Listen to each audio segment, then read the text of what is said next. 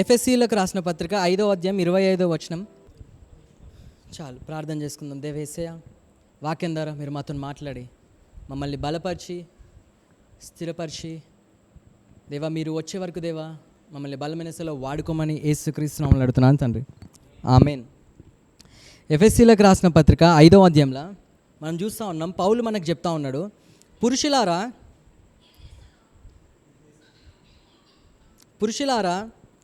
మీరును మీ భార్యలను ప్రేమించుడి, అటువలే క్రీస్తు కూడా సంఘమును ప్రేమించి అది కలంకమైనను ముడతయైనను అట్టిది మరి ఏదైనాను లేక పరిశుద్ధమైనదిగాను నిర్దోషమైనదిగాను మహిమగల సంఘముగాను ఆయన తన ఎదుట దానిని నిలవబెట్టుకొనవలెనని వాక్యముతో ఉదక స్నానము చేత దానిని పవిత్రపరిచి పరిశుద్ధపరచుటకై దాని కొరకు తన్ను తాను అప్పగించుకొనెను. హల్లెలూయా. ఇది ఎంత అద్భుతమైన వచనం అంటే ఈ ఒక్క వచనం గురించి మనం గంటలు గంటలు మాట్లాడుకోవచ్చు. ఎందుకంటే అక్కడ ఎంతో ఉంది ఆ వచనంలో. మనం చూస్తూ ఉంటే ఆయన ఎన్ని విధాలుగా చెప్తూ ఉంటాడంటే, ఎందుకంటే మనం చదువుతూ ఉంటేనే మనకి పెద్దగా ఉంది ఆ వర్స్. యాక్చువల్గా 25-26 పెద్దగా ఉంది ఆ వర్స్. అంటే పౌలు చెప్పేటప్పుడు ఆయన ఎంత డీటెయిల్గా మెన్షన్ చేస్తున్నారు. అక్కడ స్టార్టింగ్ చూద్దాం. స్టార్టింగ్లో మనం చూస్తూ ఉంటే ఫస్ట్ ఆయన స్టార్ట్ చేసేది ప్రేమించడం గురించి స్టార్ట్ చేస్తాడు. లాస్ట్కి తనకు తాను అప్పగించుకొనడం అని ఉంటుంది. మధ్యలో మొత్తం సంఘాన్ని ఎట్లా చూసుకుంటున్నాడు అనేది ఉంటుంది అక్కడ. అంటే పౌలు ఎట్లా స్టార్ట్ చేస్తున్నాడు అంటే చెప్పే విధానము, అంటే పరిశుద్ధాత్మ దేవుడు అతనితో మనకి తెలియపరుస్తుండే ఏంటంటే, పురుషులారా భార్యలను ప్రేమించడం అని చెప్తున్నాడు. అంటే ఇది యాక్చువల్గా ఏమంటారు, హస్బెండ్ అండ్ వైఫ్ గురించి మాట్లాడే టాపిక్ ఇక్కడ. కానీ ఆయన ఎట్లా దాన్ని చెప్తా ఉన్నాడంటే, ఎంత అద్భుతంగా చెప్తా ఉన్నాడంటే, ఒక భర్త భార్యను ఎట్లా ప్రేమించాలి. చాలామంది బయట చెప్తూ ఉంటారు, భార్యను ఇట్లా ప్రేమించాలి, ఇన్ని స్టెప్స్ ఉంటాయి. ఏమంటారు, మనకి ఇన్స్టాగ్రామ్లలో, వాట్సాప్లలో, యూట్యూబ్లో షార్ట్స్లో ఇవన్నీ చూస్తూ ఉంటే భార్యలతో ఎట్లుండాలి, ఇన్ని ట్రిక్స్ ఉంటాయి, ఇన్ని టెక్నిక్స్ ఉంటాయి, అది ఉంటుంది ఇది ఉంటుంది అని ఏదో ఉంటుంది. కానీ ఎవరు పాటించలేడు దాన్ని నిజంగానే. At the end of the day ఏమవుతుందంటే, వాళ్ళ దగ్గరికి వస్తే ఏదో ఒక ఎంప్టీనెస్ ఉంటుంది. నా దగ్గర ఖాళీ ఉన్నప్పుడు నేను ఏమి ఇవ్వలేను మీకు. భర్త దగ్గర ఏమవుతా ఉందంటే, ఖాళీ ఉంటుంది, ఏమి ఇవ్వలేకపోతుండు. భర్తలు ఏం చేయాలంట, భార్యలని ప్రేమించాలి. దేవుడిచ్చిన మాట అది. కానీ ఏమైతే ఉందంటే ఎంప్టీనెస్ ఎక్కువైపోతుంది అందరికీ. అంటే ఏం లేనిది ఒకళ్ళు ఎట్లా ఇస్తారు, ఇవ్వలేరు. పౌలు ఇక్కడ చెప్తా ఉన్నాడు, ఏ విధంగా చెప్తా ఉన్నాడంటే, ఎట్లయితే భర్తలారా భార్యలను ప్రేమించండి. ఎట్లా అంటే క్రీస్తు 27 నుంచి ఉంది ఇక్కడ. అటువలే క్రీస్తు కూడా సంఘమును ప్రేమించినంట. ఏం చేసినంట, సంఘాన్ని ప్రేమించి ఆయన కొన్ని చేసినంట. అక్కడ రాయబడి ఉంది, ఆయన సంఘాన్ని ప్రేమించి ఏం చేస్తూ ఉన్నాడంట, అది కలంకమైనను ముడతైనను అట్టిది మరి ఏదైనాను లేక పరిశుద్ధమైనది గాను నిర్దోషమైనది గాను మహిమగల సంఘముగాను ఆయన తన ఎదుట దాన్ని నిలువబెట్టుకున్నాడంట. హల్లెలూయా. ఆయన ప్రేమించినప్పుడు అంట ఆయన ఒక పని చేసిండంట. మనం అనుకుంటాం, మనకి ఒక కోట్ కూడా ఉంటుంది ఏంటంటే, ప్రేమ ఎప్పుడు కూడా సైలెంట్ ఉండదు.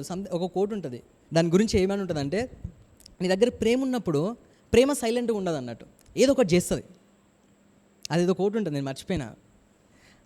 అంటే దాని అర్థం ఏంటంటే, దేవుడు ఫస్ట్ అక్కడ పౌలు చెప్పేది ఫస్ట్ ఆయన మెన్షన్ చేసిందంటే, యేసు ప్రభు సంఘాన్ని ప్రేమించి దాని తర్వాత ఆయన పరిశుద్ధమైనది గాను మహిమగలది గాను తన ఎదుట నిలువబెట్టుకున్నాడంట. ఆయన మార్చుకున్నాడంట. దాన్ని ఎట్లా మార్చుకున్నాడంటే, మనం లాస్ట్లో చూస్తూ ఉంటే దాని కొరకు తనకు తాను అప్పగించుకున్నాడంట. తనకు తాను ఆ పరలోకాన్ని విడిచి భూమి మీదకి వచ్చిందంట. అక్కడ చూస్తూ ఉంటే ఈరోజు నేను దేని గురించి చెప్తాం అనుకున్నాను అంటే, మోస్ట్లీ వాక్యముతో ఉదక స్నానము చేత దానిని పవిత్రపరిచిందంట. ఏం చేసిందంటే యేసు ప్రభు సంఘాన్ని పవిత్రపరిచిందంట. ఉదక స్నానము చేత, వాక్యమైన ఉదక స్నానము చేత ఏం చేసిందంట, పవిత్రపరిచిందంట, క్లీన్ చేసిందంట. అక్కడ యాక్చువల్లీ క్లెన్స్డ్ అని ఉంటుంది, క్లీన్ చేసిందంట. మనం చూస్తూ ఉంటే మనము ఈరోజు నేను చెప్పాలనుకున్న టాపిక్ దేని గురించి అంటే, క్లెన్సింగ్ గురించి చెప్దాం అనుకుంటున్నా. ఏంటిదంటే, మనము ఎట్లాంటి వాళ్ళం అంటే, ఒకప్పుడు మనం చూస్తే అంటే ఇక్కడ మనల్ని ఆ సంఘాన్ని దేవుడు పవిత్రపరిచిన, ఆయన వాక్యం ద్వారా పవిత్రపరిచిన చూస్తున్నాం కదా అక్కడ వచనము. యాక్చువల్గా మనము ఒకవేళ మనం పక్కన పెట్టండి, ఇజ్రాయెల్ ప్రజలకు అంటే పాత నిబంధనలు చూసుకున్నా దేవుడు అపరిశుద్ధంగా ఉండే ఏది కూడా ఆయన యాక్సెప్ట్ చేయడు. ఫస్ట్ ఆఫ్ ఆల్ అపరిశుద్ధంగా ఏది కనపడ్డా అంటే ఇప్పుడు ఒక వేరే ఏదన్నా డెడ్ బాడీ ఉందనుకో, దాన్ని ముట్టుకోద్దు ఎవరు యాక్చువల్గా. అది ముట్టుకొని మళ్ళీ ఏమంటారు ఏ టెబర్నాకిల్లో అంటే ఏమంటారు ఆలయ ఆవరణంలోకి దేవుడు చాలా నియమాలు పెట్టిండు పాత నిబంధనలు. అంటే అవన్నీ అపరిశుద్ధమైన క్రియలు అన్నట్టు. అది ఇజ్రాయెల్ ప్రజలకి పెట్టిండు అట్లాంటివి. కానీ జనరల్గానే బైబిల్లో రాయబడి ఉంటుంది ఏంటంటే మనం అందరము అపరిశుద్ధంగా ఉన్నాం, అంటే అన్క్లీన్ పీపుల్ అన్నట్టు. మనం ఎందుకు తెలుసా, మన అందరం ఏం చేసినా అంటే మన సృష్టికర్తని వదిలిపెట్టి వేరొక దేవుళ్ళని మనం ఏం చేసినామంటే ఆరాధించినాం. వేరొక దేవుళ్ళ దగ్గరికి వెళ్ళి వాళ్ళకి అర్పించినాం మనం. అంటే వాళ్ళు ఇచ్చే ఆశీర్వాదాల కోసం అక్కడికి వెళ్ళాం. యాక్చువల్గా అన్క్లీన్ థింగ్స్ అవన్నీ. ఎందుకంటే దేవుడు ఒక్కడే పరిశుద్ధుడు. దేవుడు ఒక్కడే పరిశుద్ధుడు అన్నప్పుడు మీతో ఎవ్వరు కూడా పరిశుద్ధులు కాదు, మీతో అందరూ అపరిశుద్ధులు అన్నట్టు. మనం అపరిశుద్ధత దగ్గరికి పోయి మనం మంచిగా కావడం అనేది మూర్ఖత్వం అవుతుంది. అది మన సృష్టికర్తను వదిలిపెట్టి ఏం చేసినామంటే అన్క్లీన్ అయిపోయినాం. మనందరం అన్క్లీన్ పీపుల్, అంటే అపరిశుద్ధమైన ప్రజలం మనందరం. అంటే మనం ఆయన దగ్గరికి వచ్చే యోగ్యత కూడా మనకు లేదు. ఇజ్రాయెల్ ప్రజలకు చూస్తూ ఉంటే పాత నిబంధనలో మనము ద్వితీయోపదేశ కాండంలో చూస్తూ ఉంటాం, లేవియా కాండంలో చూస్తూ ఉంటే ఎంత ఎంత అంటే వాళ్ళందరూ అన్క్లీన్ అంటే అపరిశుద్ధమైన పనులు చేస్తూ ఉంటారు. కానీ దేవుడు ప్రతిదానికి ఒక ఏమంటారు ఒక దానికి రెమెడీని చూస్తూ ఉంటాడు. దానికి ఒక దాన్ని ఏమంటారు సొల్యూషనా, దానికి ఒక సొల్యూషన్ చూపిస్తూ ఉంటాడు. అంటే అపరిశుద్ధంగా ఉన్న ప్రతి ఒక్కరికి. కానీ మనలాంటి అంటే మనం యేసుప్రభు తెలియని వాళ్ళం. మనకు యేసుప్రభు అంటే ఎవరో తెలియదు, దేవుడు సృష్టికర్త అంటే ఎవరో తెలియదు. కానీ అట్లాంటి వాళ్ళ కోసమంట, అట్లాంటి అపరిశుద్ధంగా ఉన్న మనలాంటి వాళ్ళ కోసమంట యేసుప్రభు మనల్ని ప్రేమించినంట. ఆ ప్రేమించడం అనేది గొప్ప విషయం. ఎందుకంటే ఒక్కసారి ఆయన ప్రేమించినాక ఆయన మన కొరకు ఏం చేసిండు అనేది సిలువలో మనకు కనపడతా ఉంది. ఆ సిలువలో ఆయన ప్రేమ ఏందో వెల్లడిపరుచుకున్నాడు. దేవుడు మనల్ని ప్రేమిస్తున్నాడు, కానీ ఆయన ప్రేమను చూపించే టైం ఒకటి వస్తుంది. మనం ఇప్పుడు మీ ఫ్యామిలీని మీరు ప్రేమిస్తూ ఉంటారు. మీ ఇప్పుడు ఒకవేళ బ్రదర్ ఉంటే బ్రదర్ వాళ్ళ పిల్లల్ని ప్రేమిస్తూ ఉంటాడు. నేను మొన్న చెంచలలో కూడా కొన్ని విషయాలు చెప్పిన. ఎట్లా అంటే బ్రదర్ ఏం చేస్తూ ఉంటాడంటే వాళ్ళ పిల్లల కోసము, వాళ్ళ పిల్లలు ఒకవేళ తప్పు పని చేసిన అంటే ఇప్పుడు ఒకవేళ ఇద్దరు గొడవ అవుతుంది, సంతోష్కి వేరేటోని గొడవ అవుతుంది. అప్పుడు ఈ సంతోష్ గాడు పోయి కొట్టిండు, వేరేటోని కొట్టిండు. ఆ విషయం ఈయనకు కూడా తెలుసు, తప్పి ఇలా కొడుకు దగ్గరనే ఉంది. కానీ ఆడికి పోయినాక ఏం చేస్తాడు, వాడిని తిడతాడు. ఏందిరా మావంతో గొడవ పడుతున్నావు అంటే, మీ కూడా కొట్టిందంటే నడు అని చెప్పేసి అంటే సపోర్ట్ ఈయనకి చేస్తాడు. ఎందుకంటే ప్రేమ ఏం చేస్తూ ఉంటుందంటే ఆగదు. మనల్ని ఒకళ్ళు ప్రేమించినప్పుడు ఏమవుతుందో తెలుసా, వాళ్ళ కోసం ఏదో ఒకటి చేస్తాం మనం ఖచ్చితంగా. అట్లా మనలాంటి అది ఎట్లాంటి కేసులో బ్రదరు వాళ్ళ కొడుకు విషయంలో చేస్తూ ఉన్నాడు, ప్రేమిస్తూ ఉన్నాడు. కానీ మనం అపరిశుద్ధంగా ఉన్న మన లోపల ఇంత కూడా మంచితనం అన్నది లేదు, మన దగ్గర ఇంత కూడా గుడ్నెస్ అన్నది లేదు.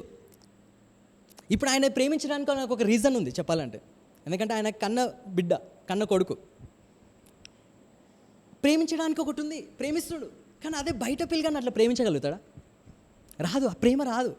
కానీ దేవుడు ఎంత గొప్ప ప్రేమనంటే, ఇందాక మనం బల్ల టైంలో కూడా నేను చెప్తా ఉండేదంటే ఆయన ప్రేమ కండిషన్స్ బట్టి ఉండదు. ఎప్పుడైనా కండిషన్స్ అంటే మనం ఏ పని చేసినా ఒక కండిషన్స్ బట్టి చేస్తూ ఉంటాం. మనం అందుకే ఏదైనా ఫామ్ ఫిలప్ చేసేటప్పుడు కూడా కింద ఏమని ఉంటుంది అంటే టర్మ్స్ అండ్ కండిషన్స్ అని ఉంటాయి. ఇగో ఈ టర్మ్స్ అండ్ కండిషన్స్ మీద మీరు ఓకే చేస్తే ఆ డబ్బాల టిక్ కొట్టండి అని ఉంటుంది. టిక్ కొట్టి అప్పుడు మీరు అప్లై చేసుకోండి జాబ్ కన్నా సంథింగ్ దేనికైనా. అంటే కండిషన్స్ అంటే మనుషులందరూ ఏం చేస్తూ ఉంటారు అంటే ఈ కండిషన్స్ పెట్టి ఆ కండిషన్స్ బట్టి నేను నీతో డీల్ చేస్తా, ఇట్లానే ఉంటారు అందరూ. కానీ యేసు ప్రభు ఎట్లాంటి దేవుడు అంటే ఆయన మన దగ్గరకి ఏం కండిషన్స్ చూడాలంట. అంటే కండిషన్స్ అంటే నువ్వు ఇట్లుండు అప్పుడు నేను ఇట్లుంటా, నువ్వు నా కోసం ఇది చెయ్యి అప్పుడు నీ కోసం ఇది చేస్తా. మ్యాక్సిమం మన దగ్గర చూస్తూ ఉంటే అన్కండిషనల్ లవ్ ఎక్కడ చూస్తామంటే మోస్ట్లీ ఫ్యామిలీలో ఫాదర్ డాటర్ ఇక్కడ మనం ఎక్కువ గమనిస్తూ ఉంటాం. కానీ ఈ ఎండ్ టైమ్స్లో ఏమవుతా ఉందంటే అది కూడా లేదు, అన్కండిషనల్ లవ్ అయ్యి అది వేరేలాగా అయిపోతూ ఉంది. ఇప్పుడు కూడా అంటే ఫాదర్ సన్ మధ్యలో కూడా ప్రేమలు చూస్తలేం మనం ఎక్కువ శాతం. అంటే మొత్తం కరప్ట్ అవుతా ఉంది, మొత్తం ఆగమవుతూ ఉంది. అంత్య దినాలు, అందుకే మన చెంచల్ల కూడా చెప్పిన అంత్య దినాలలో ఇట్లనే అవుతూ ఉంటుంది. మనుషులు అంత్య దినాలలో వాళ్ళ మీద వాళ్ళకి ఎక్కువ ప్రేమ వస్తుంది, సెల్ఫ్ లవ్ అనేది ఒకటి వచ్చేస్తుంది, ఇతరుల మీద ప్రేమ ఉండదు. అందుకే మనకి పేతుర్లో చెప్తా ఉంటాడు ఏంటంటే ఒకరినొకరు ప్రేమించుకోండి అని చెప్తారు ఈ టైమ్స్లో. ఎందుకంటే ఇది ఉండదు ఆ టైంలో. ఈ టైమ్స్, ఆ టైంలో అంటే ఈ టైమ్స్లో అది ఉండలేదు కాబట్టి పేతురు చెప్తా ఉన్నాడు, అంత్య దినాలు వచ్చినప్పుడు మీరు అందరూ డీప్గా లవ్ చేసుకొని ఒకళ్ళని అని చెప్తా ఉంటాడు. అట్లా యేసు ప్రభు చూస్తూ ఉంటే మనల్ని ఎంత డీప్గా లవ్ చేసిందంటే, అన్క్లీన్గా ఉన్న మనల్ని, అంటే అపరిశుద్ధంగా ఉన్న మనలాంటి వాళ్ళ కోసము ఆయన ఏం చేసింది తెలుసా, మన దగ్గరకు వచ్చింది. మనం బైబిల్లో ఒక స్టోరీ చూస్తూ ఉంటాం. యేసు ప్రభు సేవకి వెళ్తూ ఉంటాడు. సేవకి వెళ్తూ ఉన్నప్పుడు యేసు ప్రభు ఒక మనిషి కోసము ఒక సీని దాటి వెళ్తూ ఉంటాడు. గెర్గెసెన్స్ అనే ప్రాంతంకి, గదరేన్ కంట్రీ అది. గెర్గెసెన్స్ అనే ప్రాంతానికి ఒక మనిషి కోసం వెళ్తాడు. ఒక మనిషి అక్కడ ఎన్నో దయ్యాలతో పీడింపబడి ఉన్న ఒక మనిషి ఒక్కడే ఉంటాడంట. బైబిల్లో రాయబడి ఉంటుంది, లూకాసు వార్త 7వ అధ్యాయంలో. ఆ మనిషి అంట ఒక్కడే ఉంటాడంట, ఊరికి అవతల బతుకుతూ ఉంటాడంట అక్కడ ఆ గెర్గెసెన్స్ అనే ప్రాంతంలో. ఆ మనిషి అక్కడ బాధపడుతుండే, ఆ మనిషి అక్కడ అపవిత్రాత్మలతోని బాధింపబడుతుండే. అక్కడ ఉంటుంది ఏంటంటే, ఆ అపవిత్రాత్మలు అంటే అతను ఏం చేస్తూ ఉన్నాయంట తెలుసా, అక్కడ రాళ్ళతోని గీక్కుంటా ఉన్నాడంట. ఆయన బ్రతికే ప్లేస్ కూడా ఎట్లాంటిది తెలుసా, సమాధులు ఉండే ప్లేస్లో బతుకుతూ ఉన్నాడంట. ఊరికి చివరిలో బతుకుతూ ఉన్నాడు. ఒక్కసారి యేసుప్రభుకి అర్థమైంది. గుర్తుంచుకోండి, అక్కడ చూస్తున్న మనిషి మనమే. ఆ స్టోరీ దేవుడు మనకు చెప్తా ఉన్నాడు ఏంటంటే, అంత ఘోరమైన సిచ్యువేషన్ ఉన్నాడు. ఎందుకంటే అతన్నంట అది ఎంత ఘోరమైన పిచ్చిలో బతుకుతుంది అనేది అక్కడ మనం బైబిల్లో చూస్తూ ఉంటే, ఆయన గీక్కోవడం కానీ ఆయన జనాల దగ్గర ఉండలేడంట. ఆయన అంటే జనాల దగ్గర, ఇప్పుడు మనందరం మంచిగా ఉన్నాం కాబట్టి మనందరం ఒక దగ్గర ఉన్నాం. అదే ఇప్పుడు శ్రీనివాస్ అని పిచ్చి పట్టింది అనుకో, మన దగ్గర ఉంచుతామా అని, ఉంచుతామా అని, పిచ్చి హాస్పిటల్ తీసుకెళ్తాం. ఎందుకంటే ఇక్కడ ఉన్నప్పుడు ఏంటంటే డిస్టర్బెన్స్ క్రియేట్ అవుతుంది. అట్లా వాడిని ఊరి నుంచి బయటికి వెళ్ళగొట్టేసారంట. అపవిత్రాత్మలు పట్టిన వ్యక్తిని అక్కడ పంపించినప్పుడు యేసుప్రభు తెలుసా, ఆ ఒక్కని కోసము అంత దూరం ప్రయాణించి వస్తూ ఉంటాడు. అక్కడికి వచ్చినాక ఎప్పుడైతే యేసుప్రభు అక్కడ బోట్లు వెళ్తూ ఉంటారు, ఆ స్టోరీ కూడా మీకు తెలుసు. బోట్ మధ్యలో వెళ్తూ ఉంటే పెద్ద తుఫాన్ వస్తుంది, యేసుప్రభు ఆ తుఫాన్ ఆపేస్తాడు. ఆ అద్దరికి అంటే ఆ ఒడ్డున ఎప్పుడైతే ఆ ఒడ్డున అడుగుపెట్టగానే ఆ దయ్యం పట్టిన ఒకడు వచ్చి యేసుప్రభు కాళ్ళకి నమస్కారం చేసిందంట. అప్పుడు ఆ లోపటున్న అపవిత్రాత్మలు మాట్లాడుతున్నాయంట, నువ్వు ఎందుకు వచ్చినావు ఇక్కడికి, మమ్మల్ని ఎందుకు ఆగం చేయడానికి వచ్చినావు అని చెప్పినప్పుడు యేసుప్రభు వాడిని గద్దించగానే ఆ మనిషి అప్పటిదప్పుడే మంచిగా అయిపోయాడని ఉంటుంది. అప్పటిదప్పుడే బైబిల్ ఉంటుంది, రైట్ మైండ్తోని అక్కడ యేసుప్రభు కాళ్ళ దగ్గర కూర్చున్నాడంట. అంటే యేసుప్రభు అక్కడ అపవిత్రాత్మలు పట్టిన ఒక మనిషి దగ్గరికి వెళ్ళినప్పుడు యేసుప్రభు ఒక మాట వల్ల ఏమైందంటే, ఆ వాక్యం అంటే ఆయన మాటనే వాక్యం. ఇప్పుడు మనం చూస్తూ ఉన్నాం, ఆయన నోటి నుంచి వచ్చిన మాటలే వాక్యం. ఆ మాట వల్ల ఏమైంది తెలుసా, అక్కడ ఆ అపవిత్రాత్మ పట్టిన వ్యక్తి మంచిగా అయిపోయినంట ఒకటేసారి. ఆ స్టోరీ చూస్తూ ఉంటాం. తర్వాత ఆ మనిషి ఏమవుతాడు తెలుసా, అప్పుడు యేసుప్రభుతో చెప్తా ఉంటాడు, నేను నీతో వస్తా అంటాడు. ఎందుకంటే అక్కడ ఉన్న జనాలందరూ ఏం చేసినంటే బయటికి వెళ్ళగొట్టేసారు, ఊరు బయటికి. అప్పుడు యేసుప్రభు ఏమంటాడు తెలుసా, నువ్వు ఇంటికి వెళ్ళిపోయి చెప్పు, ఇంటికి వెళ్ళిపో నువ్వు అన్నప్పుడు, నేను ఇంటికి వెళ్ళాను ప్రభు, నీతోనే వస్తా, నేను నీతోనే వస్తా అని చెప్తాడు. అప్పుడు యేసుప్రభు ఏమంటే, లేదు నువ్వు ఇంటికి వెళ్ళాలని. అప్పుడు వాడు ఏం చేస్తాడు తెలుసా, మంచిగా అయిపోయినాడు, ఆడికి వెళ్తాడు, ఊర్లోకి వెళ్తాడు. యేసుప్రభు తనకెంత చేసిండో, ఎందుకంటే అంత ఘోరమైన బాధ అనుభవిస్తున్న అతనికే తెలుసు ఆయన ఎంత అనుభవిస్తున్నాను. ఆయన లోపటున్న బాధ యేసుప్రభు ఎట్లా స్వస్థపరిచిండు, ఆ అపవిత్రాలు ఎట్లా పోయినాయి, ఇవన్నీ అంట అక్కడ వాళ్ళ ఊళ్ళోకి చెప్తే బైబిల్లో రాయబడి ఉంటుంది. అక్కడ ఉన్న చాలా మంది నమ్మిరంట యేసుప్రభుని. అక్కడ అపవిత్రాత్మ పట్టిన ఒక్కని దగ్గరికి యేసుప్రభు వెళ్ళిండు. ఎందుకంటే యేసుప్రభుకి తెలుసు, అంటే అపవిత్రులను మనం జనరల్గా పట్టించుకోం. అపవిత్రులు అంటే ఎవరైనా పిచ్చి పనులు చేసినా మనకు నచ్చదు, మనం ముందట చిచ్చి అంటూ ఉంటాం. కానీ అసలు చిచ్చి అనడానికి కూడా అనుబుద్ధి కానంత చిచ్చిగాలం మనం. అంత వరెస్ట్గా ఉన్న మన దగ్గరికి యేసుప్రభు వచ్చిందంట. అంత దూరం ప్రయాణించి వచ్చిండు, అంత గొప్ప తుఫాన్ని ఎదుర్కొని వచ్చిండు. చెప్పాలంటే ఆ స్టోరీ మస్తు ఉంటుంది యాక్చువల్గా. అది పెద్ద ప్లాన్, ఆ ఊరిలో వేసిన పెద్ద ప్లాన్, అక్కడికి ఎవరు రావద్దని. అది పెద్ద స్టోరీ అది. కానీ అయిన యేసుప్రభు దాన్ని దాటుకొని ఆ ఒక్క మనిషి దగ్గరికి వచ్చిందంట. ఎందుకంటే అపవిత్ర ఆత్మ కలిగి ఉన్న వ్యక్తి దగ్గరికి. దాని తర్వాత స్టోరీ ఏమవుతుంది తెలుసా, ఇమీడియట్గా మళ్ళీ ఇటు సైడ్ వస్తాడు యేసుప్రభు. ఇటు సైడ్ రావగానే యేసుప్రభు దగ్గరికి ఒక రక్తస్రావం గల స్త్రీ వస్తుంది. ఆమె వచ్చినప్పుడు బైబిల్ ప్రకారమే రక్తస్రావం గల స్త్రీ వాళ్ళు ఏంటంటే అన్క్లీన్ పీపుల్. యాక్చువల్గా వాళ్ళని ఎవరు ముట్టుకోవద్దు. కానీ ఆమె ఏం చేస్తుంది తెలుసా, వచ్చి యేసుప్రభు చెంగుని ముట్టుకుంటుంది. ముట్టుకోగానే ఎమ్మటే ఆమె స్వస్థపడుతుంది. బైబిల్లో రాయబడి ఉంటుంది. యేసుప్రభు శక్తి అంట ఆయన లోపలి నుంచి వెళ్ళడం యేసుప్రభు గమనించిందంట. అప్పుడు మొత్తం క్రౌడ్ ఉంటుందంట. ఆ క్రౌడ్లో ఉన్నప్పుడు అలా చెప్తా ఉంటాడు శిష్యులకి, ఎవరు నన్ను ముట్టుకున్నారు అంటాడు. అప్పుడు శిష్యులు షాక్ అవుతారు, ఏంది ప్రభా ఇంతమంది జనాలు నీ చుట్టుపక్కల ఉన్నారు, ఎవరు ముట్టుకున్నారు అర్థమైంది, ఇంతమంది నేను గుద్దుకుంటున్నా పోతురు, ఇంతమంది నేను టచ్ చేసుకుంటున్నా పోతురు కదా అంటే, లేదు లేదు లేదు ఒకళ్ళు ముట్టుకున్నారు నన్ను, ఒకళ్ళు ముట్టుకున్నారు. చూడగానే వెనకాల చూడగానే ఆమె ఉంటుంది. అప్పుడు చెప్తాడు, నీ విశ్వాసమే నిన్ను స్వస్థపరిచిందని. అక్కడ చూస్తూ ఉంటే అన్క్లీన్ ఆమె రావద్దు, అసలు జనాలకే రావద్దు.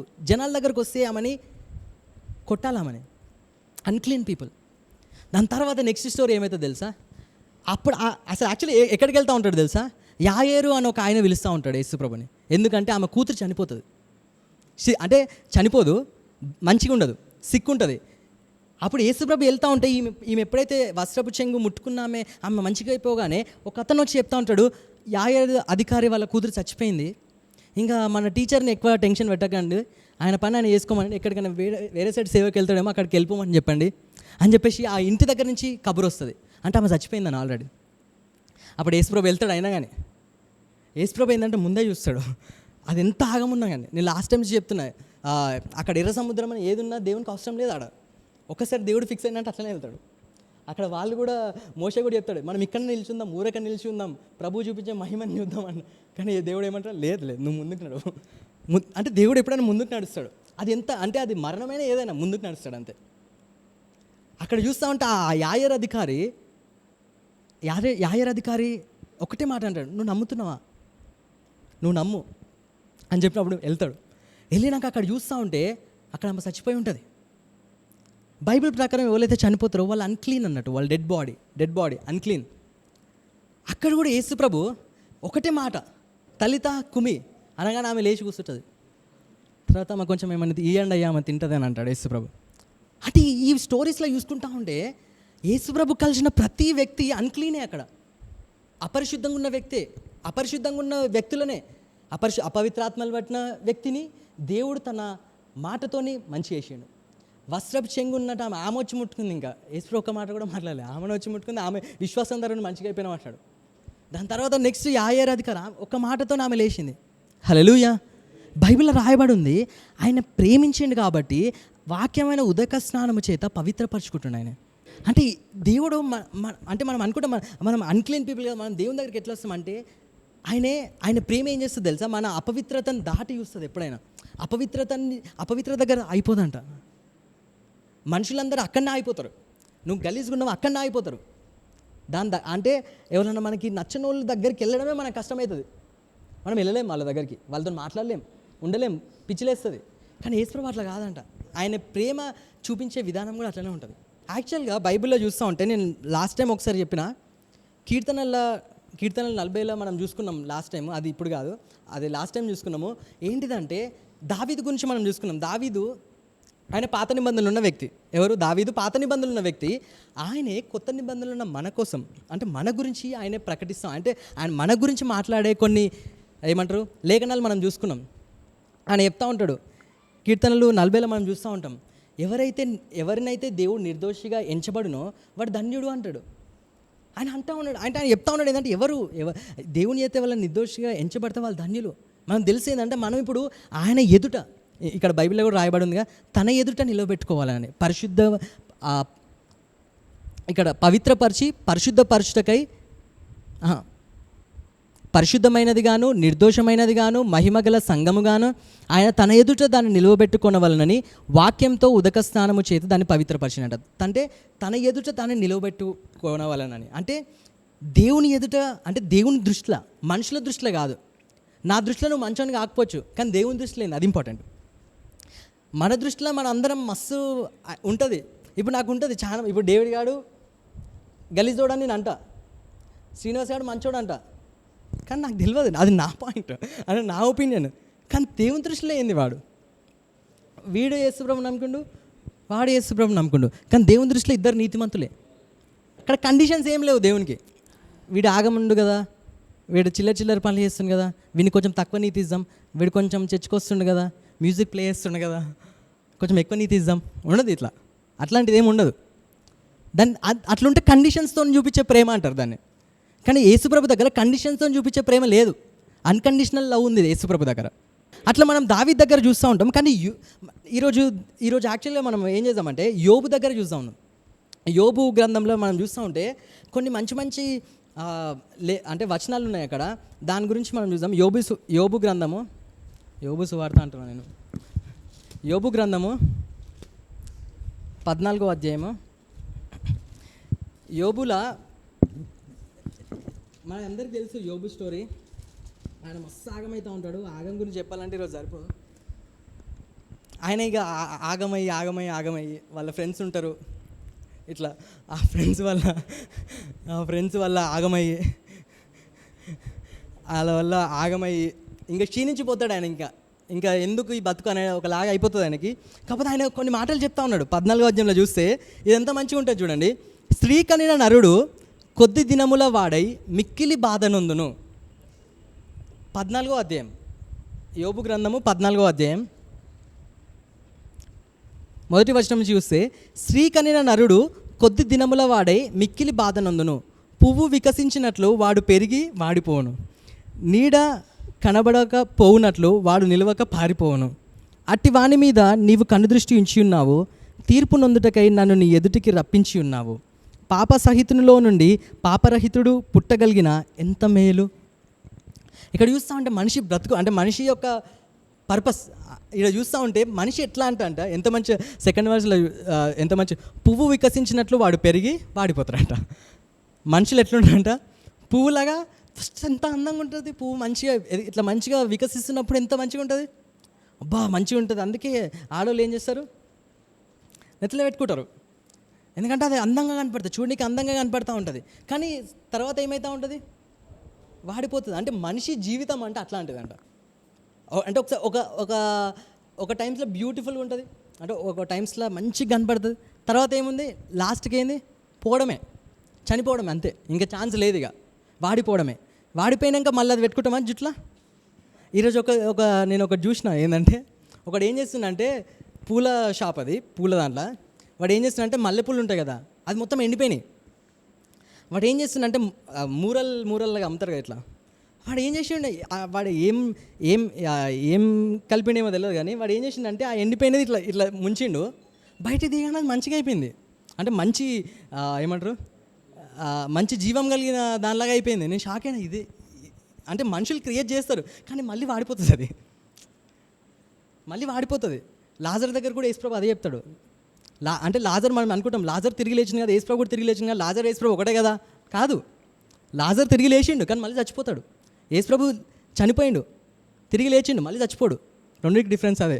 హల్లెలూయా. ఇక్కడ చూస్తూ ఉంటే పువ్వు వికసించినట్లు వాడు పెరిగి వాడిపోవును, నీడ కనబడకపోవునట్లు వాడు నిలవక పారిపోవును. 4వ వచనం చూద్దాం. ఇది ఇంకా టైం లేదు కాబట్టి ఫాస్ట్గా వెళ్తున్నా. పాప సహితునిలో నుండి పాపరహితుడు పుట్టగలిగిన ఎంత మేలు, అలాగున ఎవడును పుట్టనేరడు. ఈ వచనము ఒకసారి పాజ్ చేసి మనం చూద్దాం. అక్కడ అంటే యోబు చెప్తా ఉన్నాడు ఇక్కడ, పాప సహితునిలో నుండి పాపరహితుడు పుట్టగలిగిన ఎంత మేలు. అంటే పాప సహితుడు అంటే అన్క్లీన్ అన్నట్టు, పాపరహితుడు అంటే క్లీన్ అన్నట్టు. అంటే అన్క్లీన్ మనిషిలో నుండి క్లీన్ మనిషి పుడతాడా అనేది క్వశ్చన్ మార్క్ అని మళ్ళీ ఎమ్మటి రాస్తుండు. అలాగనే ఎవడు పుట్టనేరాడు. యోబు చెప్తా ఉన్నాడు మనకి, అన్క్లీన్ పీపుల్ నుంచి, అన్క్లీన్ అంటే అపరిశుద్ధంగా ఉన్న ఒక మనిషి, పాపరహితుడుగా ఉన్న ఒక మనిషి దగ్గర నుంచి ఒక పాపం లేనివాడు పుట్టగలుగుతాడా? నేను మిమ్మల్ని అడుగుతున్నా, పుడతాడా? పుట్టిండా? ఎవరు? యేసుప్రభు. హల్లెలూయా. పాత నిబంధనలో మనం ఈ వచనం చూస్తూ ఉన్నాము, అది ఇంపాసిబుల్ అని ఉంటుంది, ఇంపాసిబుల్ అని రాస్తూ ఉన్నాడు. ఎందుకంటే యోబు రాసే విధానం ఏంటంటే అందరూ పాపంతోనే ఉన్నారు. ఇప్పుడు నేను పాపంతో ఉన్నా, డానియల్ పాపంతో ఉన్నాడు, బన్నీ పాపంతో ఉన్నాడు, అందరు ఇక్కడ ఉన్న వాళ్ళందరూ పాపంతో ఉన్నప్పుడు, అందరూ పాపులుగా ఉన్నప్పుడు వాళ్ళకి పుట్టే పిల్లలు పాపులుగానే పుడతారు కదా, ఇంకా వేరే ఛాన్స్ లేదు. కానీ ఇక్కడ యోబు రాస్తా ఉన్నాడు ఏంటంటే, నా లోపట పాపం ఉంది, నా లోపట ఉన్న పాపం ఉంది కాబట్టి నేను చెప్తా ఉన్నాడు ఏంటంటే, నేను ఒకరోజు మంచిగా ఉన్నానేమో, ఈరోజు మంచిగా ఉన్నానేమో, కానీ నెక్స్ట్ తర్వాత ఏమవుతుంది, నేను చచ్చిపోతా. కానీ అదే ఒకవేళ నా లోపల క్లీన్ ఉంటే, నా లోపల అంటే నేను క్లీన్ అయి ఉంటే నాకు ఇది రాకపోతుండే. అంటే అన్క్లీన్లో నుంచి ఒక క్లీన్ పుడతాడా? ఎందుకంటే ఆయన చెప్తుంది, అంటే అతను చెప్పుకుంటా ఉన్నాడు, నేను అన్క్లీన్, మనందరం అన్క్లీన్. ఇక్కడ చెప్తా ఉన్నాడు, అలాగనే ఎవ్వడునూ పుట్టనేరడు. కింద చెప్తా ఉన్నాడు, నరుల ఆయుష్కాలము పరిమితి గలది, వారి నెలల సంఖ్య నీకు తెలిసే ఉన్నది. మించజాలని వయపరిమాణమును నీవు వారికి నియమించి ఉన్నావు. కూలివారి వల్లే తమకు నియమింపబడిన పనిని వారు ముగించు వరకు వారి విశ్రమమును నొందునట్లు వారి వైపు చూడకయుండుము అని చెప్పేసి 7వ వచనంలో చెప్తా ఉన్నాడు. ఇంకా ఆయన చెప్తా ఉన్నాడు, మనుషులు ఒక్కసారి వాళ్ళ జీవితంలో చనిపోయారంటే వాళ్ళు ఎటు పోతారో వాళ్ళకి తెలియదు. కింద కూడా వచనం డైరెక్ట్ రాస్తూ ఉంటాడు. 7వ వచనంలో చెప్తా ఉంటాడు, వృక్షము నరకబడిన ఎడల అది తిరిగి చిగుర్చనియు దానికి లేత కొమ్మలు వేయుననియు నమ్మకం గలదు. దాని వేరు భూమిలో పాతదైపోయినను దాని అడుగు మొద్దు మంటిలో చీకిపోయినను నీటి వాసన మాత్రము చేత అది చిగుర్చును. లేత మొక్క వలె అది కొమ్మలు వేయును, అయితే నరులు మరణమై కదలలేక పడియుందురు. హల్లెలూయా. అక్కడ చెప్తా ఉన్నప్పుడు ఎంతమంది చెప్తున్నాడు అంటే, ఒక మనిషి చనిపోయినప్పుడు వాడు మళ్ళీ బ్రతకడు అని చెప్తా ఉన్నాడు. సరే, ఒక వృక్షాన్ని చూసుకుందాం, ఒక చెట్టుని చూసుకుందాం.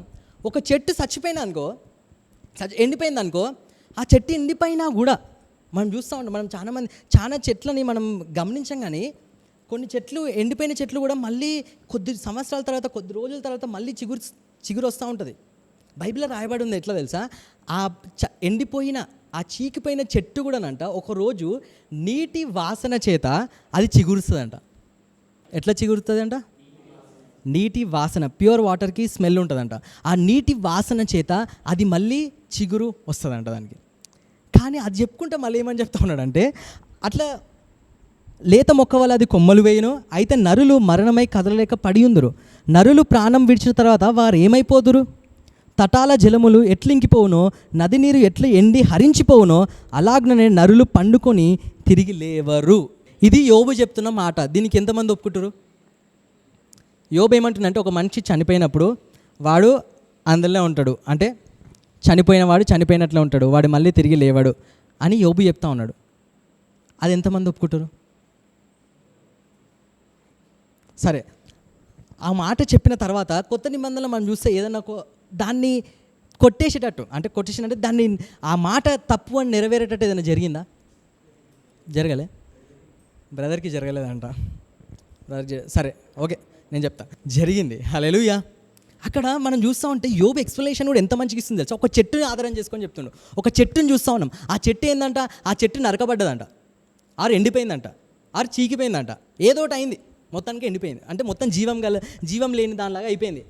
అంటే ఆ చెట్టు చచ్చిపోయింది అన్నట్టు, లిటరల్గా చెప్పాలంటే. ఆ చచ్చిపోయిన చెట్టు అంట బతుకుతుంది అంట. ఎట్లా బతుకుతుంది?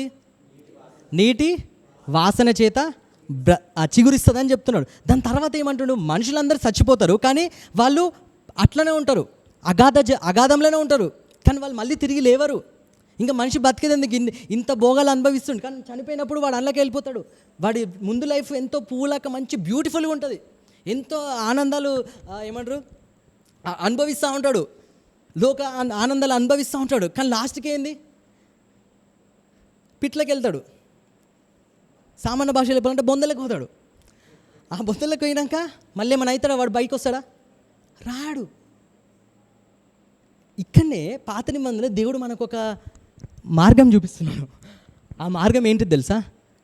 ఎక్కడైతే ఆ చెట్టు గురించి చెప్తుండో అదే చెట్టు ఎగ్జాంపుల్ కొత్త నిబంధనలు మనం చూస్తూ ఉంటాం. యేసుప్రభు కూడా చూస్తూ ఉంటే ఆ చెట్టులానే, చెట్టుకు సాదృశ్యం యేసుప్రభుని కొట్టిర్రు, యేసుప్రభుని చంపేసిర్రు. యేసుప్రభు చనిపోయిన యేసుప్రభు, ఆయన సమాధిలో ఉన్న యేసుప్రభు మళ్ళీ తిరిగి లేచిండు, మళ్ళీ చిగుర్చిండు. హల్లెలూయా. ఎట్లా?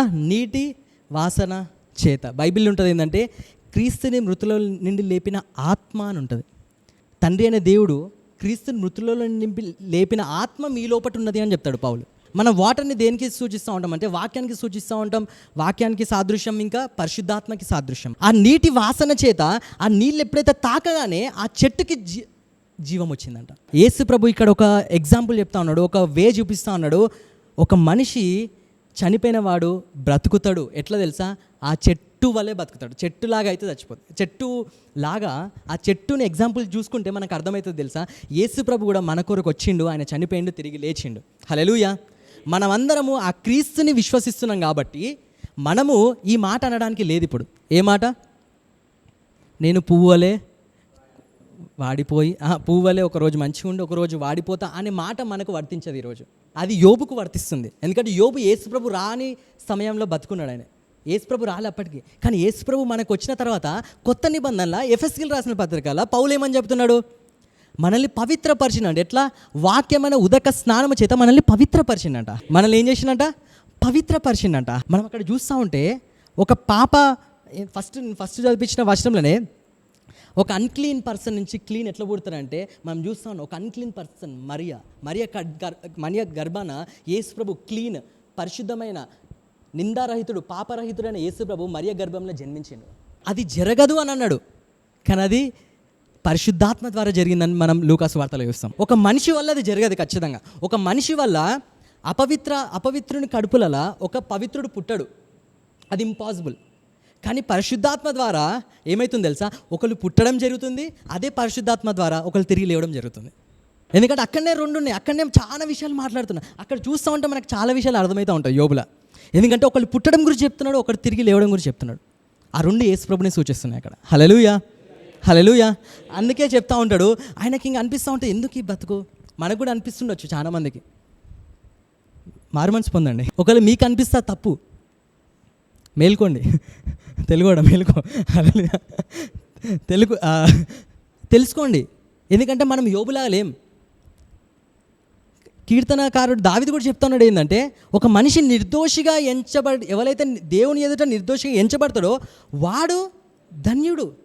అంటే ఆయన ధన్యుడు అని చెప్పుకోవట్లేడు, వాడు ధన్యుడు అంటున్నాడు. ఆయన ధన్యుడు అని చెప్పుకోవట్లేడు. ఎందుకంటే ఆయనకు తెలుసు ఆయన పాపాలు ఇంకా ఆయన దగ్గర ఉన్నాయి. కానీ ఎఫెసీయుల్లో ఏం చెప్తుండు?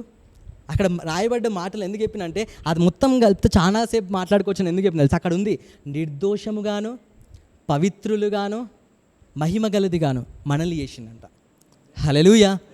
మనకు తెలుస్తలేదు మనం ఎంత ధన్యులమని. పాత నిబంధనలు ఉన్న దావీదు చెప్తున్నాడు. పాత నిబంధనల యాక్చువల్గా యోబు అనేది oldest book in the Bible అంట. అంటే బైబిల్ మనం అనుకున్నాం ఆదికాండం, నిర్గమకాండం, సంఖ్యాకాండం, లేవియాకాండం ఇవన్నీ ఉంటాయి కదా. వీటన్నిటికన్నా ఫస్ట్ రాయబడిన బుక్ ఏదంటే యోబు. అది oldest book in the Bible అన్నట్టు. ఆ ఓల్డెస్ట్ బుక్లో కూడా వాళ్ళ థాట్ ప్రాసెస్ ఏం తెలుసా? నేను ఎప్పటికైనా చావవలసిన వాడిని, నేను ఎప్పటికైనా ఏమంటారు పిట్లో ఉండవలసిన వాడిని, బొందలు ఉండవలసిన వాడిని, నాకు ఛాన్స్ ఏంది, నాకు హోప్ ఏముంది, నాకు నిరీక్షణ ఏంది. లోకంలో ఉన్న వాళ్ళు ఈ మాటలు మాట్లాడతారు ఇప్పటికి కూడా. అందుకే చాలామంది ఏం చేస్తూ ఉంటారు తెలుసా? తాగు, తిను, తిరుగు. ఎందుకు? చచ్చిపోయినాక ఏం తాగుతావు, ఏం తింటావు? ఇప్పుడే చేయి, నీకు నచ్చినట్టు చేయి, నచ్చినట్టు ఉంటుంది కదా డైలాగ్. ఎవరి మాట నాకు మనిషి మాట అసలు వినొద్దని అట్లున్నారు జనాలు. ఎందుకంటే వాళ్ళకు ఒకటి అర్థమవుతలేదు, వాళ్ళకి జ్ఞానం కొద్దుగా ఉంది. అందుకే దేవుణ్ణి అడగండి, జ్ఞానం ఇస్తారు. వాళ్ళకి అర్థమవుతలేదు మనం ఎంత బ్లెస్డ్ పొజిషన్లో ఉన్నామని. ఒక ఆశీర్వాదకరమైన చోట్ల దేవుడు నిన్ను నన్ను ఉంచిండు. ఇది ఎంత గొప్ప ధన్యత. పాత నిబంధనల గొప్ప గొప్ప వ్యక్తులే మనల్ని చూసి అరే వాళ్ళకు ఉండాలరా అని అనుకుంటారు తెలుసా. అంత గొప్పగా దేవుడు నిన్ను నన్ను చేసిండు. మనం ఇంకా ఏం చేస్తుంటాం తెలుసా? ఇంకా ఆ స్థాయిని పక్కన పెట్టే నాకు ఇది వద్దు, నేను నార్మల్ వ్యక్తులు ఎట్లుండి నేను కూడా అట్లనే బతుకుతా. నార్మల్ వ్యక్తులు అంటే వాళ్ళు యేసుప్రభుని నమ్ముకొని వ్యక్తులు. వాళ్ళు ఎట్లయితే బాధలు పడతారో, బాధలు అంటే చెప్తున్నారు కదా, బాధలు అందరికీ వస్తాయి. యేసుప్రభుని నమ్ముకోవడానికి బాధలు వస్తే, యేసుప్రభు వెనకాల దిగిన పేతురు, యోహాను వాళ్ళకు కూడా బాధలు వచ్చినాయి. కానీ ఆ బాధలు వేరు, ఈ బాధలు వేరు. నీ కోసం నువ్వు చేసుకునేది బాధ, యేసుప్రభు కోసం పడే బాధ అది వేరే, ఆ దేవుని కోసం పడే బాధ వేరే, నీ కోసం నువ్వు పడే బాధ వేరే. దేవుడు ఈ బాధ పడొద్దు అంటాడు, ఈ బాధ పడంటాడు. దేవుని కోసం బాధపడడం. నేను ఇక్కడికి వస్తున్నా అంటే మా ఇంట్లో తిడతారు, అది నాకు బాధనే, మంచి బాధ. ఇప్పుడు వీడున్నాడు, బన్నీ ఉన్నాడు, బండికి రేపు ఎగ్జామ్ ఉంది, కానీ ఇంతసేపు నేను వాక్యం చెప్తున్నా, వానికి బాధనే. ఎందుకంటే ఇంటికి వెళ్ళి చదువుకొని రేపు ఉదయాల ఎగ్జామ్కి రాయాలి, వానికి బాధనే. వాళ్ళ ఇంట్లో తిడుతూ ఉంటారు, ఏడికి రా అని తిడుతూ ఉంటారు, అది బాధనే. ఈ బాధ మంచిది, కానీ నాకు టెన్షన్ ఉంది, నేను అందరిలాగా చచ్చిపోతానేమో, నేను బండి నడుతూనే ఉన్నాను, గుద్ది చచ్చిపోతే ఎట్లా, ఇది ఒక బాధ ఉంటుంది. అది వరస్ట్ బాధ అసలు. అది మనకు ఉండదు అట్లాంటిది. అర్థమవుతుందా? అసలు ఎందుకు బతున్నా అర్థమవుతలేదు, సూసైడ్ చేసుకోవాలనిపిస్తుంది, అసలు ఈ భూమి మీద ఏం లేదు, నన్ను ఎవరు ప్రేమిస్తలేరు, ఇది లేనోడు మాట్లాడే మాట. యేసుప్రభుని నమ్ముకున్నోడు కూడా ఇట్లా మాట్లాడుతున్నాడు. చాలా మందికి సూసైడల్ థాట్స్ వస్తూ ఉన్నాయి యేసుప్రభుని నమ్ముకున్నాడు. ఎందుకంటే వానికి అర్థమైతలేదు. ఎఫెషియన్స్లో పౌలు చెప్పింది వానికి అర్థమైతలేదు. దేవుడు వాళ్ళని ఎంత ప్రేమించిండు, వాళ్ళని ఎంత క్లీన్ చేసిండు. యేసుప్రభు కొండ మీద ప్రసంగం చెప్తూ ఉంటాడు. కొండ దిగిట్లు వస్తూ ఉన్నప్పుడు ఒక కుష్ఠరోగి మధ్యలో కలుస్తాడు. కుష్ఠరోగి, ఇదే లాస్ట్ ఎండ్ చేస్తా, టైం కూడా ఎక్కువైపోయింది. ఆ కుష్ఠరోగి మధ్యలో కలుస్తూ ఉంటాడు. కలిసినప్పుడు కుష్ఠరోగి యేసుప్రభు చూసి ఆగుతాడు. అయినాక బైబిల్లో రాయబడి ఉంటుంది, ఆయన కొండ దిగి వచ్చినప్పుడు అని ఉంటుంది బైబిల్లో. కుష్ఠరోగి వచ్చినప్పుడు కుష్ఠరోగి చెప్తా ఉంటాడు, ప్రభువా నీకు ఇష్టమైతే నన్ను శుద్ధునిగా చేయి ప్రభా అంటాడు. ఏమంటాడు? నీకు ఇష్టమైతే. నా ఇష్టం పక్కన పెట్టు, నీ ఇష్టం ఉందా? ఫస్ట్ ఆఫ్ ఆల్ నీకు ఇష్టం ఉంటే నన్ను మంచిగా చేయి ప్రభా. కుష్ఠరోగం తగ్గదంత ఈజీగా. అది ఇంకేంటంటే కంటేజియస్ డిసీజ్, అది ఒకరి నుంచి ఒకరికి పాకుతూ ఉంటుంది. అందుకే వాళ్ళని ఊరవతలో పడేస్తారంటే ఉంటారు, జీవిస్తారు అక్కడ. అట్లాంటి వ్యక్తి యేసుప్రభు దగ్గరికి వచ్చినప్పుడు ఏమంటాడు? నీకు ఇష్టమైతే నన్ను శుద్ధుని చేయదేవా అన్నప్పుడు యేసుప్రభు తెలుసా, ఏదైనా స్టైల్గా చేస్తాడు యేసుప్రభు. మనం అనుకుంటాం హీరోలు చేస్తారు స్టైల్గానే, కానీ యేసుప్రభుని మించిన హీరో ఎవరు లేరు. ఆయనలాగా స్టైల్ ఎవరు చేయలేరు. ఆమేన్, హల్లెలూయా. మీరు ఆమెన్ అంటారంటే ఏదో హీరో గురించి ఆలోచిస్తున్నారు. ఆ హీరో అయితే ఇంకా బాగా మాట్లాడతాడు కదా, ఈ హీరో అయితే ఇంకా మంచిగా డైలాగ్ చెప్పేటోడు కదా. ఇక్కడ యేసుప్రభు చూడండి, యేసుప్రభు వీడేమడుతున్నాడు అంటే, ఆ కుష్ఠరోగి ఉన్నాడు ఏమడుతున్నాడు?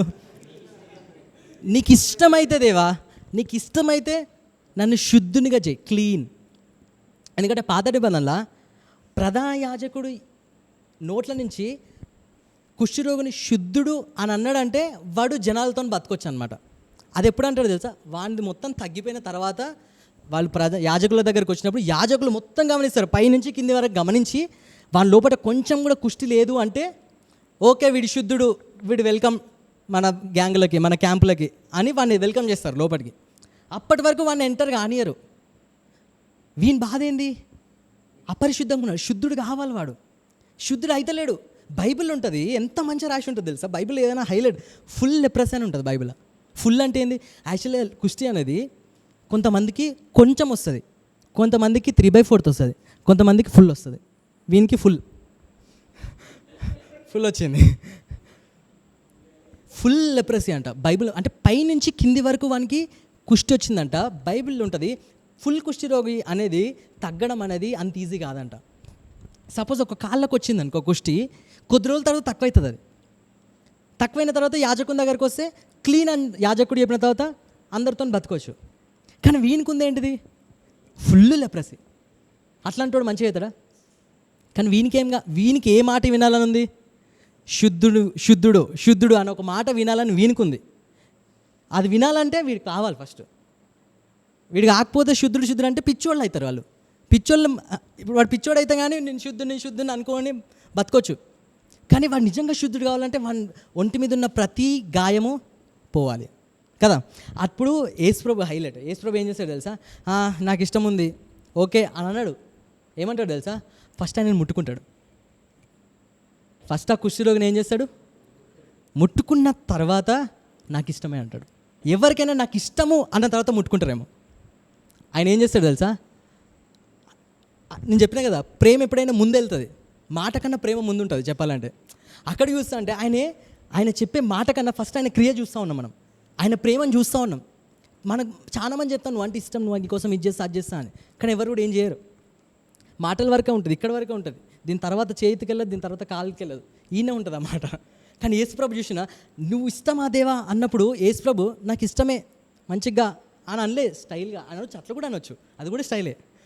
కానీ యేసుప్రభు ఆయన స్టైల్ ఎట్లాంటిదంటే నార్మల్గా మనం చూసే హీరోల స్టైల్ కాదైనది. ఆయన స్టైల్ ఏంటంటే సార్, ఫస్ట్ ముట్టుకుంటాడు. ఎందుకు ముట్టుకోవడం?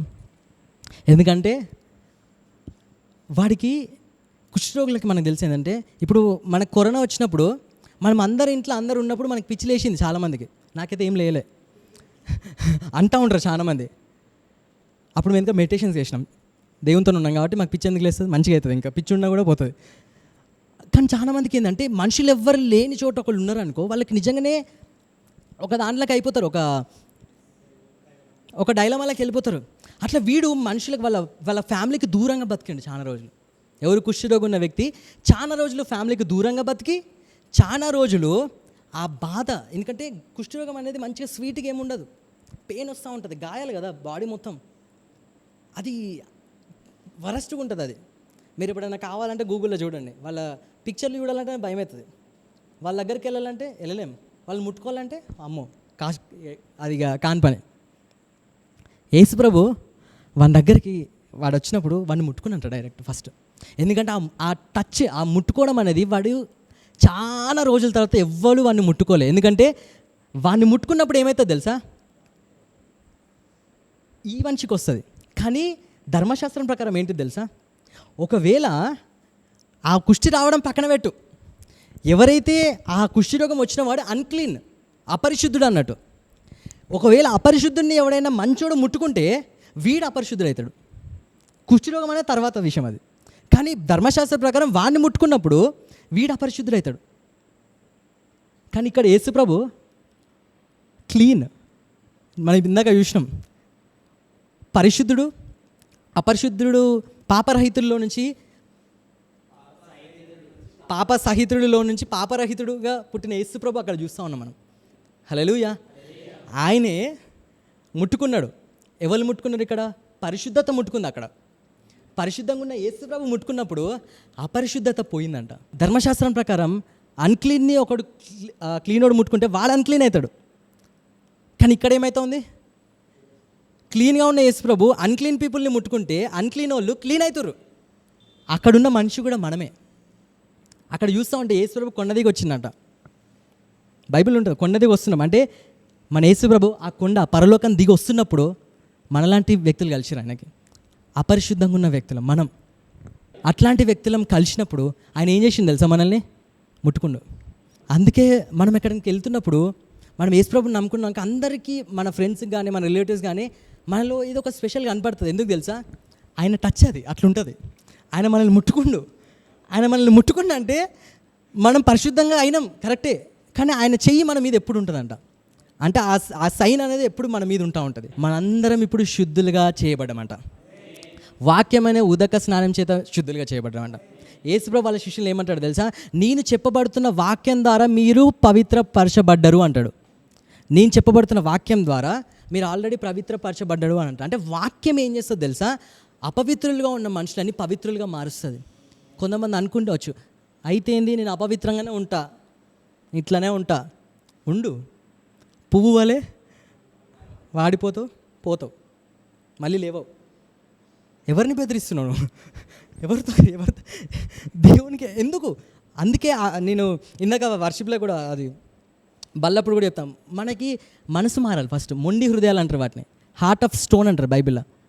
దేవుడు అంట బైబిల్లో ఒక చాలా విషయాలు ఉన్నాయి. ఎజికేల్ చెప్దాం అనుకున్నా, అది చాలా పెద్దది. అది అందులో ఏముంటుంది తెలుసా, ఎప్పుడైతే దేవుని నీళ్ళు అంట ఫ్రెష్ వాటర్ ఎప్పుడైతే పడగానేనంట హార్ట్ రాయిగా ఉన్న హృదయం అంట మంచి హృదయం లెక్క మారుతుందంట.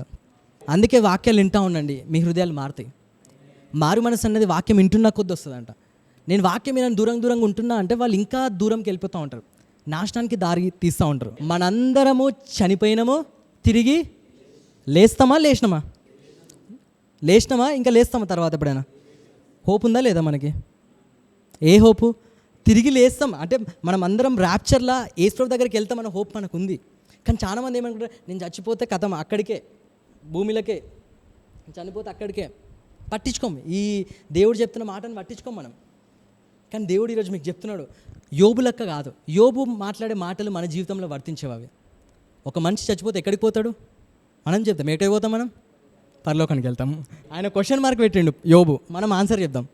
ఎందుకంటే మనము యేసుక్రీస్తు ఆ కృపకాలంలో మనం ఉన్నాం కాబట్టి మనకు తెలుసు. చాలామందికి దేవుని ఈ కృపని ఇప్పుడు ఏం చేస్తూ ఉన్నారు అంటే లైట్ తీసుకుంటూ ఉన్నారు.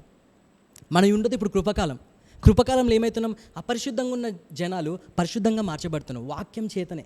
నీ క్రియల చేత కాదు, వాక్యం చేతనే. ఆ కుష్ఠరోగి ఏం పని చేసినా దేవుడు అన్న స్వస్థపరిచిండు. జస్ట్ అడిగాడు, నీకు ఇష్టం ఉంటే అన్నాడు, నాకు ఇష్టం అన్నాడు. సింపుల్, అంతే. సువార్త అంటే అట్లా అంత సింపుల్ ఉంటుంది. నాకు ఇష్టం, నీకు ఇష్టం, ఓకే. నీ ఇష్టం కావాలి, నీ విశ్వాసం కావాలి. విశ్వాసం లేకుండా దేవునికి ఇష్టం అయినట అసాధ్యం. దేవునికి కావాల్సిందే విశ్వాసం. విశ్వాసం ఉన్నప్పుడు మనకు విశ్రాంతి వస్తుంది. హల్లెలూయా. బైబిల్లో రాయబడి ఉంది కదా, భర్తలారా భార్యల్ని ప్రేమించండి. ఎట్లా? క్రీస్తు మనల్ని ఎట్లయితే ప్రేమించిండో ఆ విధంగా మీ భార్యలని, నాకు పెళ్ళి కాలే, మీ భార్యలని మీరు ప్రేమించండి. నేను లాస్ట్ చెంగిచెల్లెల బ్రదర్ వాళ్ళకి తెలుసు, నేను లాస్ట్ సండే రోజు కూడా అదే చెప్పిన, ప్రేమించండి ప్రేమించండి ప్రేమించండి. ఎట్లా ప్రేమించాలి బ్రదర్? నాకు దగ్గర ప్రేమ లేదు కదా అంటే, యేసుప్రభువే ఉండు, ఆయన చూడండి ప్రేమ వస్తుంది. ఇక్కడ ఉంది కదా బైబిల్లో, ఆయన ప్రేమించి ఒక పని చేసిండంట. మీరు ప్రేమించినా అని చెప్పకండి, ఒక పని చేయండి, వాళ్ళు మారుతారు. ఒక మాట చెప్పండి, వాళ్ళు మారుతారు. వాళ్ళ కోసం ఏదో ఒక స్వీట్గా ఏదో ఒక పని చేయండి, వాళ్ళు మారుతారు. ఇవన్నీ నాకెట్లా తెలుసు అంటే నేను చెప్పాను, నాకు తెలుసు. చూస్తూ ఉంటాం కదా జనాల్ని, చాలామంది. దేవుడు మిమ్మల్ని అందరినీ శుద్ధునిగా చేసిండు. మీరు నమ్ముతున్నారా? ఎంతమంది నమ్ముతున్నారు? శుద్ధులుగా అయ్యారా మీరు? మీ క్రియల బట్టి అయ్యారా శుద్ధునివి? ఇంకా అపరిశుద్ధంగానే ఉన్నారా? ఇంకా అపరిశుద్ధంగానే ఉన్నారు. ఎవరు లేరు కదా అపరిశుద్ధంగా, అందరు శుద్ధులయ్యారు కదా. ఎట్లయ్యారు? ఆయన మాట వల్ల, ఆయన వాక్యం వల్ల మనం శుద్ధులుగా మార్చబడ్డాం. బైబిల్ ఆ స్టోరీస్ అన్నీ మనం చూసుకున్నాం కదా.